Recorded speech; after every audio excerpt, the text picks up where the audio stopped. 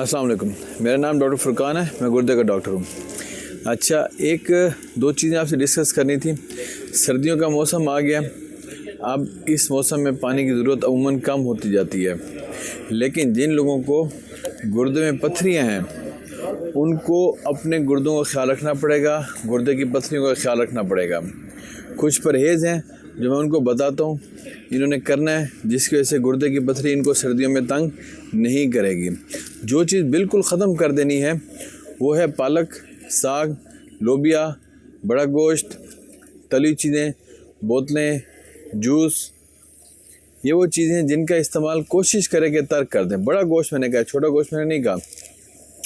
और जो चीज़ें आपने कम कर देनी है वो है नमक, मटन, फ़िश, मुर्गी, इसके अलावा ड्राई फ्रूट, आलू के चिप्स, टमाटर और विटामिन सी के अद्वियात। आगे माल्टे भी आएंगे, तो विटामिन सी की गोलियां आपने ज़्यादा इस्तेमाल नहीं करनी। तो ये वो चीज़ें जिनका इस्तेमाल आपने कम करना है।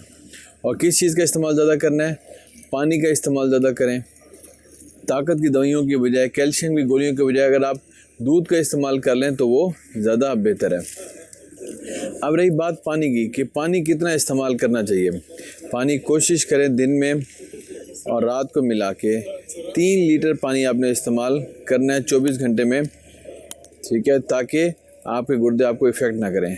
लेकिन अगर आपको गुर्दों का इशू है, दिल का इशू है, या कोई ऐसी कंडीशन है जिसमें आपके जिस्म का पानी ज़्यादा है, तो फिर आप पानी ज़्यादा इस्तेमाल नहीं करेंगे, बल्कि अपने डॉक्टर की हिदायत के मुताबिक आप पानी का इस्तेमाल ज़्यादा करेंगे। कौन कौन से टेस्ट आपको करवाने चाहिए? अगर आपको गुर्दे में पथरी है तो आपको हर महीने कोशिश करें कि अपने यूरिन रूटीन एग्जामिनेशन, यानी यूरिन आरी, छोटे पेशाब का टेस्ट हर महीने 1 दफ़ा करवाएं। अगर उसमें इन्फेक्शन है तो डॉक्टर को दिखा के उसका जो कल्चर का टेस्ट होता है वो करवा के एंटीबायोटिक इस्तेमाल करें।